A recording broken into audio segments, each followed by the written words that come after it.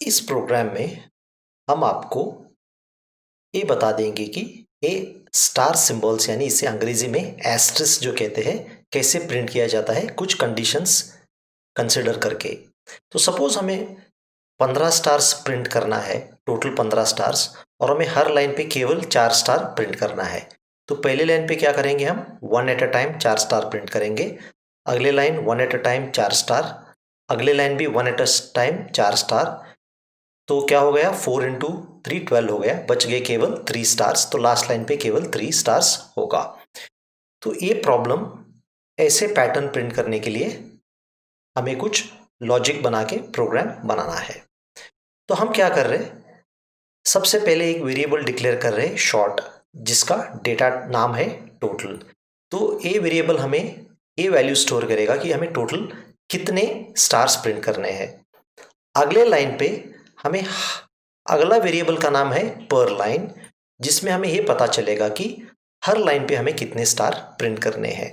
तो for example मैं user से पूछूंगा enter the total number of stars, total यानी यहाँ पे 15 एंड स्टार्स पर लाइन यानी 4। तो टोटल स्टोर करेगा 15, पर लाइन स्टोर करेगा 4। ये दोनों डेटा हम पास करेंगे प्रिंट एस्ट्रिस्क यानी प्रिंट स्टार फंक्शन के लिए। तो अब हम क्या करेंगे, प्रिंट स्टार यानी प्रिंट एस्ट्रिक्स फंक्शन लिखने की कोशिश करेंगे।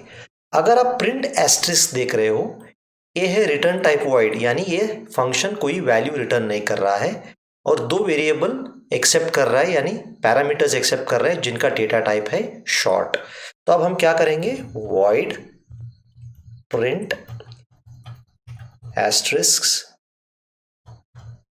शॉर्ट।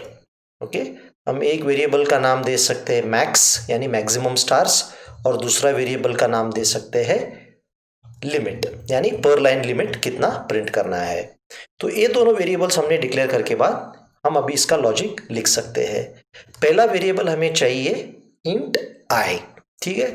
आई का भी पता चलेगा आपको हम क्यों यूज कर रहे हैं। अब हम क्या करेंगे, सबसे पहले आई इज इक्वल टू 0 या आई इक्वल टू 1 भी कर सकते हैं, ताकि हमें ये पता चले कि हमें कितने वेरिएबल्स यानी कितने हमें स्टार्स प्रिंट करने हैं, पर टोटल स्टार्स कितने प्रिंट करने हैं। तो i is equal to 1, i less than और इक्वल टू मैक्स बताएगा कि कितने स्टार प्रिंट करने हैं हम, आई प्लस प्लस, ठीक है। तो अब हम क्या करेंगे, पहले केवल total number of stars print करने की कोशिश करेंगे, ठीक है। इस लूप से क्या होगा, अगर आपको मैक्स का वैल्यू 10 है तब 10 स्टार से प्रिंट होगा। लेकिन इस प्रोग्राम में एक या दो ट्विस्ट है, इसी कारण हम और एक वेरिएबल लेंगे जिसका वैल्यू j होगा और जिसका नाम j होगा और वैल्यू 0 होगा। तो अब हम क्या करेंगे, j के साथ ऐसा करेंगे। अब हम क्या करेंगे, अगर j का वैल्यू लिमिट का वैल्यू इक्वल हो गया, मतलब हमें अगले लाइन जाना जरूरी है, तब हम क्या करेंगे, प्रिंट एफ करके \n प्रिंट करके हम अगले लाइन चले जाएंगे। अगले लाइन जाने के बाद हमें क्या करना पड़ेगा, j का वैल्यू वापस 0 लाना पड़ेगा, ताकि हमें पता चले कि उस लाइन पे हम कितने स्टार्स प्रिंट कर चुके हैं अब तक। और हर बार जब हम एक स्टार प्रिंट करेंगे, j का वैल्यू भी हमें बढ़ाना पड़ेगा। अब फाइनली इस फंक्शन को हम एंड कराएंगे। अब इस फंक्शन का लॉजिक काफी सिंपल है, मैं आपको समझाऊंगा। सपोज मैक्स है 15 और लिमिट है 4, यानी 15 स्टार्स टोटल, और हर लाइन पे 4 स्टार प्रिंट करना है। तो आई इनिशियली 1 है, 1 लेस देन और इक्वल टू 15, जे 0 है, 0 इक्वल टू 4 फॉल्स है, तो इस बॉडी के अंदर नहीं जाएगा, एक स्टार प्रिंट होगा। आई 2 बनेगा, जे 1 बनेगा, दूसरा स्टार प्रिंट होगा, तीसरा स्टार प्रिंट होगा। जब फोर्थ स्टार प्रिंट होगा, जे का वैल्यू और लिमिट का वैल्यू एक ही होगा। तो इस टाइम हमें क्या करना पड़ेगा, अगला लाइन पे जाना पड़ेगा और वापस जे का वैल्यू 0 करना पड़ेगा। जे का वैल्यू 0 करके हमें अगला लाइन पे स्टार वापस प्रिंट करना पड़ेगा। तो ये प्रोसेस चलता जाएगा जब तक आपके पूरे स्टार प्रिंट हो और वो स्टार का प्रिंटिंग एक लाइन लिमिट फॉलो करते हुए वो लाइन में स्टार प्रिंट हो जाए। चलिए अभी हम क्या करें, अभी इस प्रोग्राम को हम एग्जीक्यूट करने की हम कोशिश करें। पहले कंपाइल करेंगे क्योंकि हो सकता है कि कंपाइलेशन एरर्स हो। ये स्टार मैं हटा दूंगा, ठीक है। अब एस्ट्रिस्क का प्रोटोटाइप क्या है, वाइड, क्योंकि एस्ट्रिस्क प्रिंट एस्ट्रिस्क कोई